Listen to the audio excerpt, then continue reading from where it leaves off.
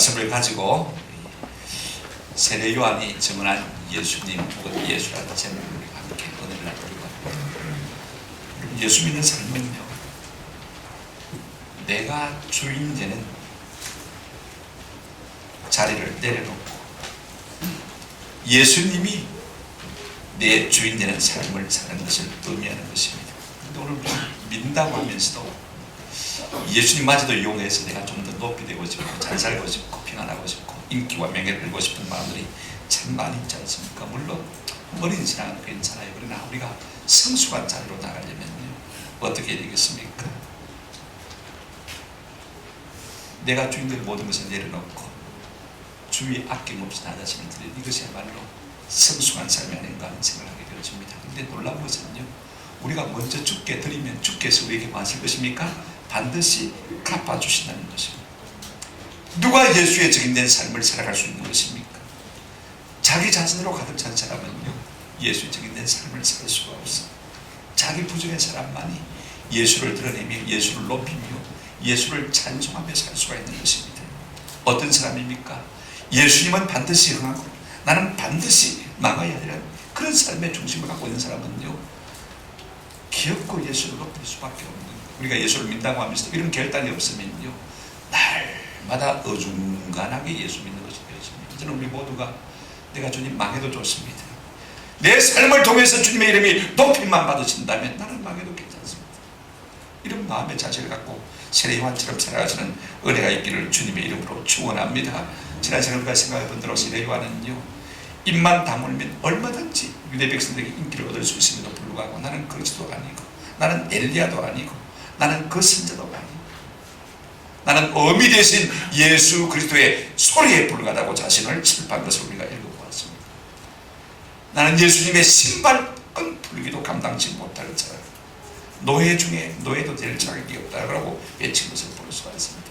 그리고 하루가 지나서 오늘 우리가 이날 되어진 일을 말씀을 통해서 생각해 보려고 합니다만은요, 마침 예수님께서 자기에게로 나오시는 이 모습을 보면서 세례 요한은 말할 수 없는 감격을 가지고 외치는 것을 볼 수가 있습니다. 보라, 세상 죄를 지고 가는 하나님의 어린 양이로다. 과연 그가 고백한 대로 자기의 위상은 생각지 아니하고 오직 사람들 앞에서 예수만 드러내는 일생을 바라고 있는 것을 우리가 볼 수가 있습니다. 이제 그가 증언한 예수가 누구신지 오늘 본문을 통해서 좀 살펴보았으면 좋겠다 싶어요. 첫째가 세례 요한은요, 예수를 향해서 이렇게 말했습니다. 29절에 보시면 보라, 세상 죄를 지고 가는 뭐라고요? 하나님의 어린 양이로다. 그렇게 외쳤습니다. 말할 수 없는 감격과 감동을 가지고 그분들을 사람 앞에 드러내고 있는 것을 볼 수가 있습니다. 무엇이라고 드러내고 있습니까?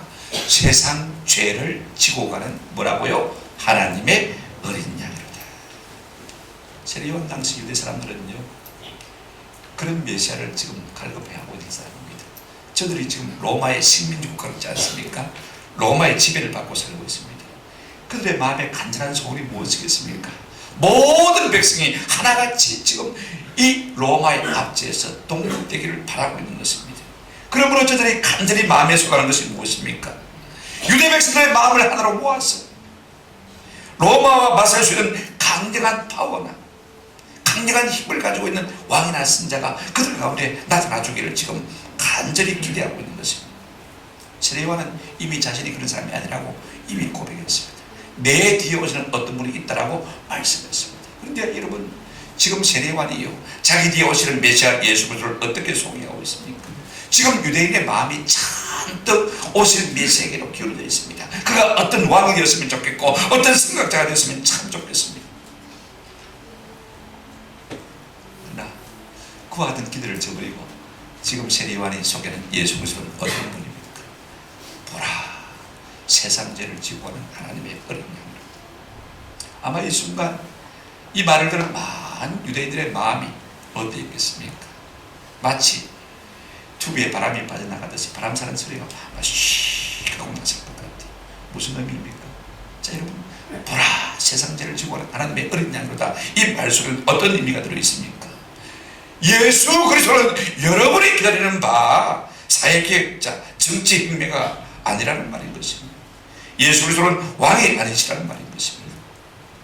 여러분, 시대마다 시대가 어려우면 사람들은요, 강력한 왕이나 지도자, 사회개혁과 정치혁명과 지도자를 사모하지 않습니까? 우리 역시 이 땅을 살면서요, 대한민국에 좀 완전히 다른 지도자가 나타나기를 간절히 기대하고 있지 않습니까? 지금 총선을 앞에 두고 있지만은 국회의원들 몇 명을 보아도 내가 찍어서 믿을 만한 사람이 별로 없는 것 같아요. 또 곧 이어서 대선이 있지 않습니까? 지금의 대통령의 모습을 넘어서서 북한 문제와 윤리도덕 문제, 경제 문제, 외교 문제를 시원하게 해결하고 통일한국을 일고 나갈 수 있는 그런 지도자가 나왔으면 참 좋겠는데, 다 우리의 마음속에 그런 기대가 있지 않습니까? 저는 그런 사람이 예수 잘 믿는 사람이었으면 참 좋겠다 싶은 생각이 많이 들어요. 그러나 우리가 한 가지 알아야 될 것은요, 정치 지도자가 이와 같은 일을 할 수 있는 것은 결단과 아닌 것입니다. 그런 일은 세상에 잘 없어. 보라, 세상 죄를 지고 가는 하나님의 어린 양이로다 하는 이 말 속에는 어떤 의미가 들었냐면요, 그는 유대인들이 기대하는 바 강력한 엘리야와 같은 선지자가 아니라는 말인 것입니다. 여러분, 시대마다 그런 선각자가 나왔어, 그런 지성이 나왔어, 그런 혁명가가 나왔어, 흩어진 민족을 바로 세우면 얼마나 좋겠습니까? 한때는 사람들이 그런 사람이 왔다고 열광을 했습니다. 그러나 얼마 지나지 않아서 얼마나 많은 사람들이 실망으로 돌아섰습니까? 여러분, 히틀러가 그랬고, 스탈린이 그랬고, 모 대통령이 그랬고, 김일성이 그랬고, 남미의 혁명가 체 게바라가 그랬고, 차베스가 다 그랬습니다. 오늘 세례요한은요, 예수님이 결단코 우리가 기대하는 그런 혁명가가 아니라고 소개하고 있는 것을 볼 수가 있습니다. 그렇다면 어떤 분입니까? 세 번째로 그가 이렇게 말하고 있습니다. 보라, 세상 죄를 지고 가는 하나님이 뭐라고요? 어린 양이로다. 이 말은요, 우리 예수님은 우리의 모든 죄를 대신 짊어지시고 우리의 죄를 속량할 제사장이라, 그런 말인 것입니다. 지금 유대인들은요, 정치 경제 문제를 해결할 강력한 지도자가 나오기를 바라고 있습니다만은요, 하나님은 이 땅 백성들의 죄 문제를 해결할 제사장을 보내시겠다라고 말씀하신 것을 볼 수가 있습니다. 이것이요, 하나님의 지혜와 하나님의 방법인 것을 볼 수가 있습니다. 여러분, 우리가 우리의 정치 문제를 해결하면, 경제 문제를 해결하면 우리 인생의 문제가 다 해결될 것 같죠. 제가 어떤 분 이야기 들으니까요, 회사에서 이사비를 준대요. 근데 막상 이사는 하는데 뭐가 필요합니까? 청소가 해야 되는데 청소비가 10만 원 드던데요. 그러면 어떻게 이걸 청소비하고 이사비에 같이 묻어서 회사에 청구할 수 없을까? 그걸 궁리하더라. 여러분, 돈이 있으면요, 우리의 문제가 해결될 것 같습니다. 정치가 잘 되면 우리의 여러 가지 문제가 해결될 것 같습니까? 그렇지 않습니다. 근본적으로 우리 속에 있는 죄의 문제가 해결되지 않으면요, 우리 인생은 새롭게 끝나갈 수가 없는 것입니다. 여러분, 죄사함이 없는 정치, 죄사함이 없는 경제 해결은요, 아픈 사람에게 물파스를 발라주는 것과 조금 더 다를 바가 없는 것입니다. 인류의 근원적인 문제는 정치 문제가 아닙니다. 경제 문제가 아닙니다. 한번 더 합시다. 죄사함의 문제입니다. 정치를 잘하고 사회 구조를 바꾼다고 했어요. 경제를 일궈내면 이것이 우리 인류의 문제를 해결할 것 같습니까? 결단 그렇지 않습니다. 또들은 더 큰 죄악이 우리를 덮쳐서 세상을 더 어렵게 만드는 것을 볼 수가 있습니다. 오늘 세상 죄를 지고 가는 하나님의 어린 양이란 이 말의 의미가 무엇입니까? 우리가 창세기 4장 4절을 보면 아벨이 어린 양으로 제사를 드립니다. 그죠? 그리고 하나님께서 받으시고 그에게 영광을 드러내신 것을 볼 수가 있습니다. 두 번째, 여러분, 출애굽기 12장을 보면 이스라엘 백성들이 이제 출애굽을 앞두고 하나님의 심판의 천사가 모든 처음 난 것들을 다 멸하시는 그와 같은 시점입니다. 그런데 이스라엘 백성들은 어떻게 합니까? 어린 양을 잡아서 그 피를 가지고 문술주에 바릅니다.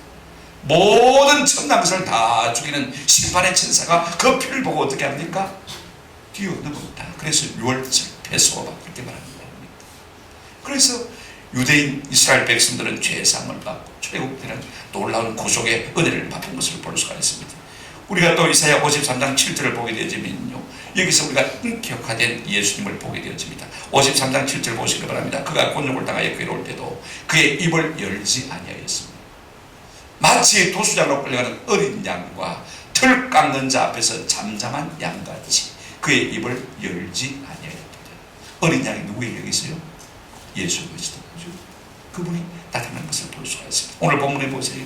오늘 우리는 그 어린 양의 신분이 누구인지 확인되어지지 않습니까? 보라, 세상 죄를 지고 가는 하나님의 뭐라고요? 어린 양. 그분이 누구예요? 예수 그리스도인 것을 우리가 보게 되죠. 요한계시록 5장 9절을 보십시오. 그 어린 양이 어떤 일을 하셨는지를 우리가 놀랍게도 요한계시록 5장 9절에서 보게 되어집니다.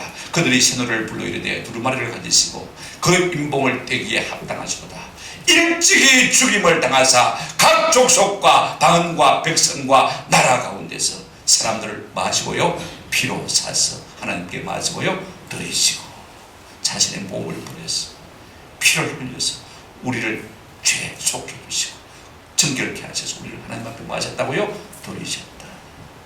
이 일을 하신 분이 누구시라고요? 예수 그리스도. 그분이 어떤 자리에 앉아 있습니까? 요한계시록 22장 1절 보시면 그가 수정같이 맑은 생명수의 강을 내게 보이니 천국을 보여주셨는데 하나님과 어린 양의 보좌로부터 나왔어. 천국은 어떤 곳입니까? 그 어린 양이 보좌에 앉아 계신 곳이 무엇이라고요? 천국입니다.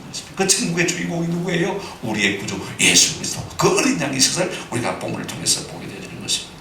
그렇습니다. 우리는 당장의 아쉬움 때문에 여러 가지 고통과 문제 때문에 우리를 다스릴 자를 구하고 우리를 일깨워줄 승낙자를 구합니다. 그러나 우리에게 절실하게 필요되는 분이 누구십니까? 우리의 죄를 대신해서 십자가에 돌아가서 우리의 죄악을 속내게 줄 예수 그리스도, 그분이 우리에게 진실로 필요한 줄로 믿습니다. 여러분 보십시오. 에덴 동산에서 아담과 하와가 하나님 앞에 불순종하고 선악과를 다 먹고요, 그때 죄책을 느끼고 어떻게 합니까? 무화과 잎사귀를 가지고 치마를 하펠처를 체조로 만들어 입었습니다. 그리고는 어떻게 해요? 동산 숲을 깊숙한 곳에 가서 숨지 않습니까? 그때 하나님께서 그들을 찾아오시고 내가 어디 있느냐 말씀하시거든요. 그들의 그 무화과 나무로 엮은 그 하펠처를 보시고, 여러분 한번 생각해 보십시오. 그게 얼마나 가리면 가리겠습니까? 손가락 같은 그게 뭐 가리면 뭘 가리겠습니까? 그리고 햇빛이 나면 어떻게 됐습니까?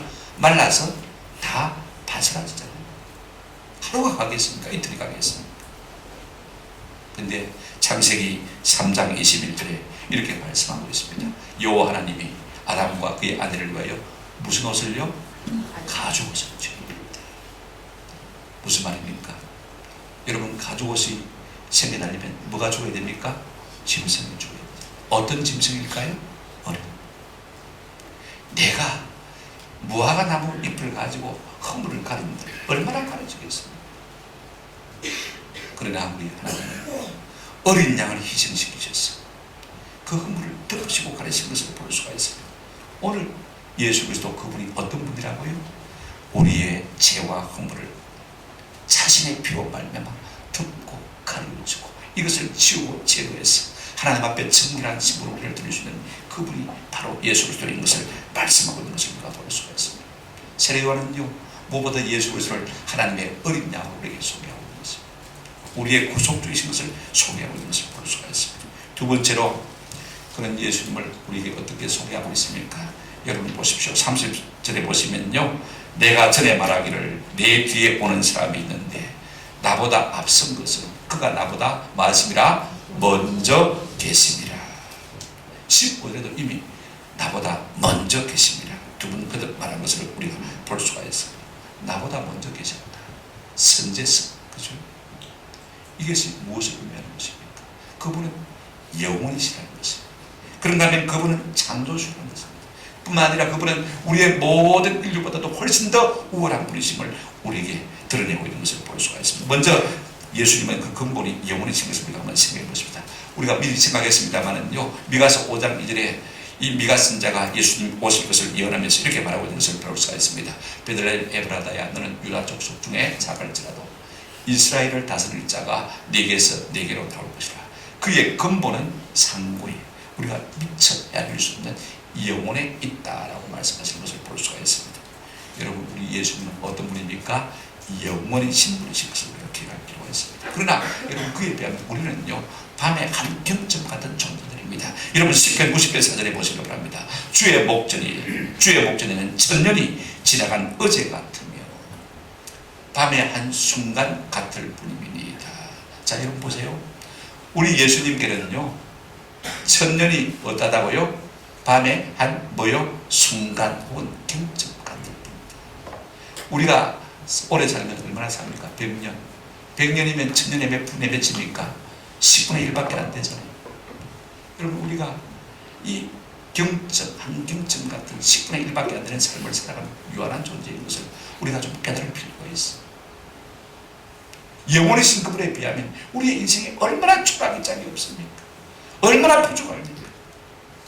그렇다면 우리가 그분 앞에 무릎을 꿇는 것이 마땅한 줄로 믿습니다. 여러분, 내가 지혜로우면 얼마나 지혜로울 것 같아요. 우리 예수님은 영혼을 살아오신 분이에요. 나는 이제 한 100년을 살아가는 사람입니다. 그런데도 불구하고 우리는 내 지식, 내 기금 더 의지합니다. 주님의 말씀을 들으려고 하자는 것, 어리석음이 우리 가운데 얼마나 있는지 몰라요. 그분이 영원이시라면 우리가 그분 앞에 복종하고 순종해야 되지 않겠습니까? 그런가 하면 그의 근본이 영원이라면요, 우리 예수님은 창조주임이 틀림이 없습니다. 1장 3절에 이렇게 말씀하고 있습니다. 만물이 그로 말미암아 지은 바 되었으니 지은 것이 하나도 그가 없이는 된 것이 없다. 무슨 말입니까? 예수님 뭐라고요? 창조주시다. 삼단만상 모든 만물을 그분이 다 지으시고, 심지어 내 육체도 누가 지었습니까? 그분이 지었습니다. 여러분, 한 가지 꼭 기억하십시오. 그렇다면 누가 주인이죠? 그분이 주인인 거죠. 오늘 우리가 주인 행사할 때 너무나 주님이 나를 위해 모든 것을 우리 위해 지으셨다면 우리가 그분 앞에 죄송한 마음으로, 감사한 마음으로 살아갈 필요가 있는 것입니다. 우리 마음 속에 좀 이와 같은 은혜가 있으면 참 좋겠다 하십니다. 그런가 하면 우리 예수님이 영원이시고 창조주시라면요, 꼭 우리가 기억해야 될 것이 있습니다. 인생과는 비교가 안 될 정도로 우월하신 분이라는 것입니다. 이미 세례요한이 그렇게 고백했죠. 1장 27절에 여러분 한번 보시길 바랍니다. 곧 내 뒤에 오시는 그이라. 나는 그의 무엇을 풀기도요? 신발끈을 풀기도 감당하지. 지난번에 설명을 드리지 않습니까? 그죠? 신발끈은 누가 감당합니까? 종이 하는 건 아닙니다. 그죠? 누가 한다고 했어요? 노예가 하는 일인데 나는 노예보다 못하다. 종의 종보다 못하다. 우리가 감히 어디라고 우리 하나님 앞에 우리를 주장할 수 있겠습니까? 아브라함은요, 하나님 앞에 나가서 기도할 때 뭐라고 기도했냐면 창세기 18장 27절에 이렇게 기도했습니다. 아브라함이 대답하여 이르되 나는 뒷거리나 재와 같사오니 감히 죽게 마나이다 아뢰나이다. 좀 문맥이 좀 어중간해요. 감히 티와 재와 같은 내가 죽게 아뢰나이다. 옛날 번역에 보면 그랬어. 여러분, 아브라함이 하나님 앞에서 티끌과 채와 같은 존재라면 오늘 우리는 어떠하겠습니까? 골로새서 1장 18절에 우리 예수님을 뭐라고 말하고 있습니까? 그는 몸인 교회 무엇이고요? 머리이시고, 그가 무엇이고요? 근본이시고, 죽은 자들 가운데서 어떻게 나신 분이시고요? 먼저 나신 이시고, 이는 친히 만물의 무엇이요? 어뜸이 되고. 그렇다면 우리가 그분께 복종해야 되지 않겠습니까? 그분의 입술의 말씀 우리가 존중히 여겨야 되지 않겠습니까? 우리 예수님은 우리보다 월등히 우월하신 분이신 것입니다. 그분 앞에 영광을 돌리며 그분의 말씀에 충성하는 것이 마땅하지 않겠습니까? 이것이 세례요한이 소개한 예수님의 모습인 것입니다. 마지막으로요, 세례요한은 예수님을 뭐라고 말하고 있습니까? 33절에 보시면 이렇게 말하고 있습니다. 나도 그를 알지 못하였으나 나를 보내어 물로 세례를 베풀라 하시는 그이가 나에게 말씀하시되 성령이 내려서 누구 위에든지 머무는 것을 보거든. 그 다음 부분이 중요합니다. 그가 곧 성령으로 뭘 베푼다고요? 세례를 베푸는 이인 줄을 알라 하셨기에. 33절 같이 읽겠습니다. 시작. 내가 보고 그가 하나님의 아들이심을 증언하였다. 두 가지입니다. 예수님은 어떤 분이냐면요, 성령으로 세례를 주시는 분. 예수님은 누구시냐면 하나님의 아들이십니다. 먼저 우리 예수님 성령으로 세례를 주시는 분인지 한번 우리가 좀 생각해 보십시다. 마태복음 3장 11절에 보면 세례요한이 자기를 이렇게 표현했습니다. 나는 너희로 회개하게 하기 위하여 물로 세례를 베풀거니와 내 뒤에 오시는 이는 나보다 능력이 많으시니 나는 그의 신들기도 감당하지 못하겠노라. 그는 뭐와 무엇으로요? 성령과 불로. 성령과 불은 동격입니다. 너희에게 세례를 베푸실 것이. 나는 겨우 기껏해야 물로 세례를 주는 분이 사람이지만은 예수님은 뭘로 세례를 준다고요? 성령과 불로 세례를 준다. 먼저 우리가 세례가 뭔지를 이해할 필요가 있어요. 여러분, 세례의 1차적인 의미는요, 씻을 세자 예식 예자 그죠? 씻는 것이 뭐예요? 세례입니다. 그러면 세례가 뭘 씻는다는 말입니까? 때를 씻는다 말입니까? 죄를 씻는다 말이거든요. 자, 여러분 죄가 있다고 생각하십시다. 씻는다고 생각할 때요, 물로 씻는 것이 낫겠습니까? 불로 확 튀어버리는 게 낫겠습니까? 어느 쪽입니까? 물로 씻어봐야 그게 그겁니다. 그죠? 불로 확 튀어버려야 죄 뿌리까지, 지하씨앗까지, 죄 근까지 다 살림될 수가 있는 거죠. 그러니까 여러분 생각해 보십시오. 물로 씻는 거하고 불로 태우는 거하고는 비교가 안 되거든요. 지금 자기는 물로 죄를 씻고 있지만 앞으로 오실 메시아 예수 그리스도는 어떤 분이라고요? 불로 확 태워버리는 거죠. 두 번째 의미가 뭐냐면요, 한번 따라합시다. 세례는 인치는 것입니다.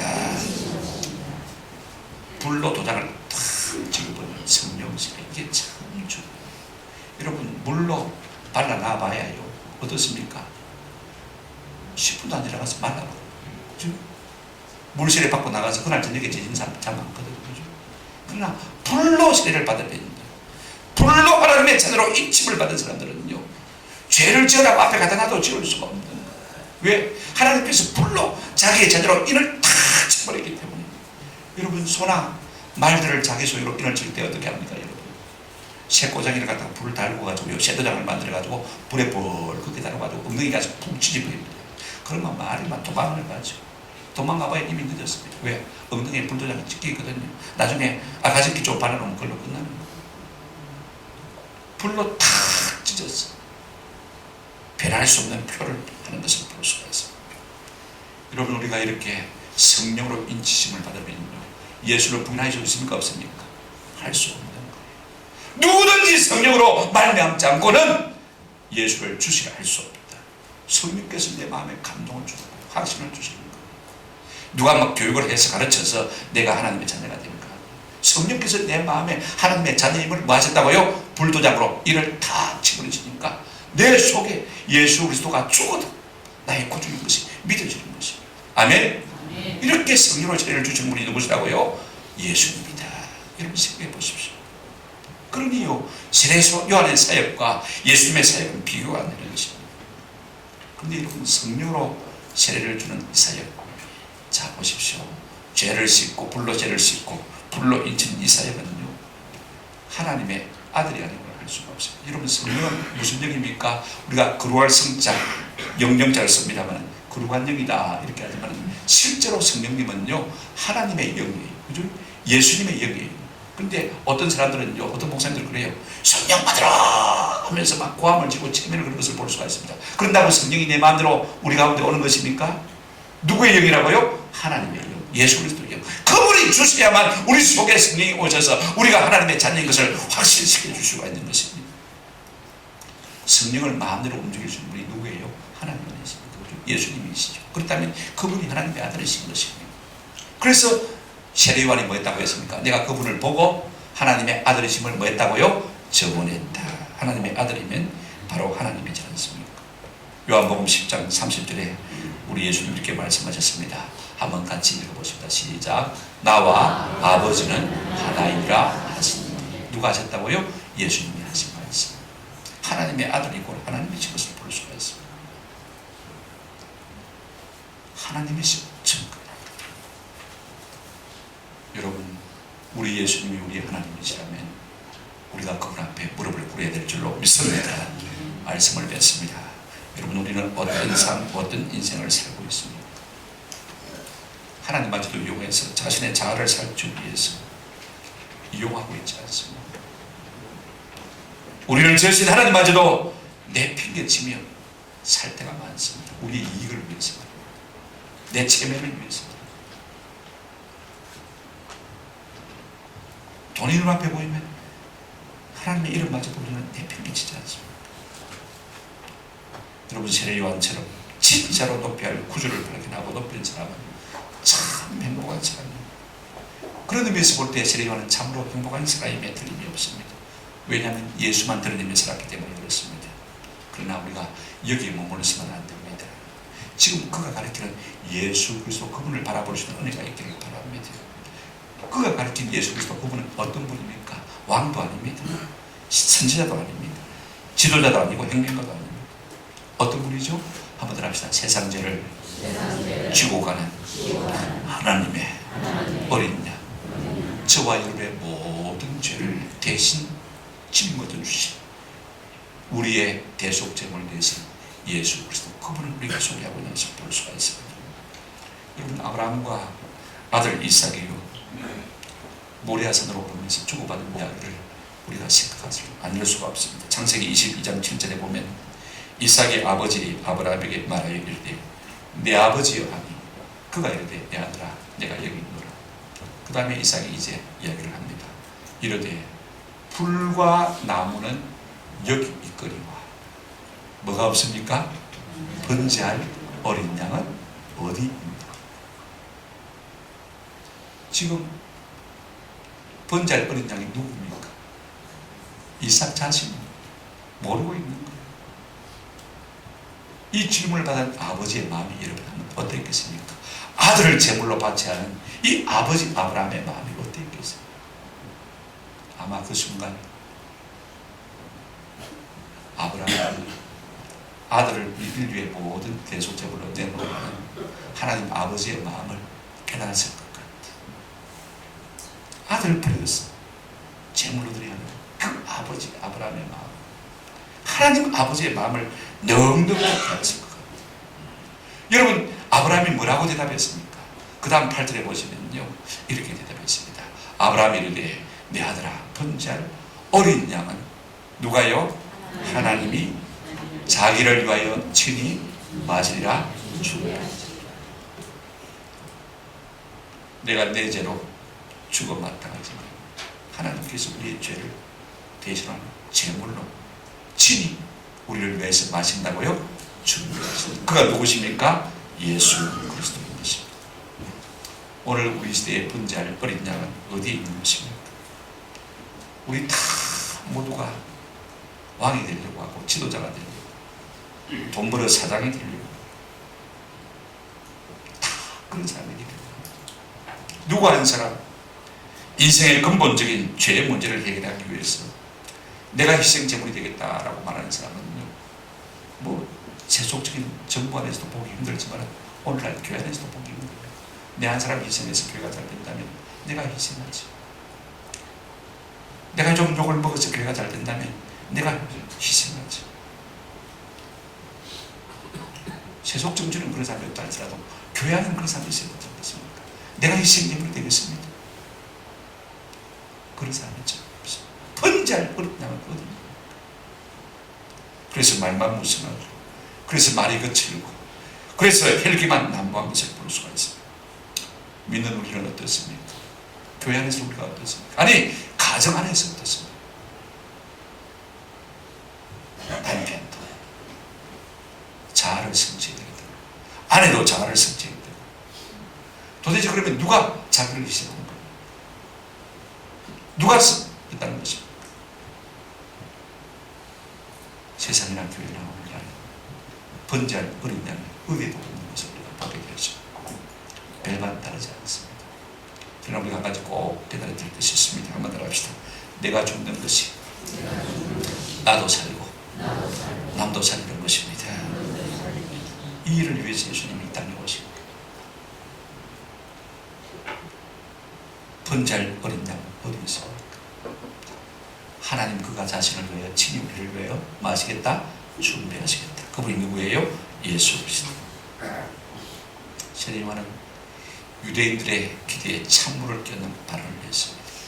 보라, 세상 죄를 지고 가는 하나님의 어린 양이라. 그렇게 소개했습니다. 그분은 싸우지 않을 것입니다.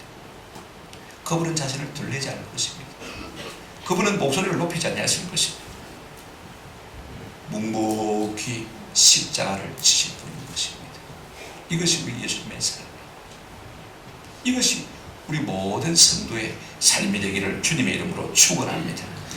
우리가 그렇게 살지 못한다 할지라도 우리의 죄를 대신 짊어지신 예수도 그분을 우리가 바라고 적어도 그분을 의지하고 그분을 믿고 따르는 은혜가 저와 여러분에게 있기를 주님의 이름으로 축원합니다.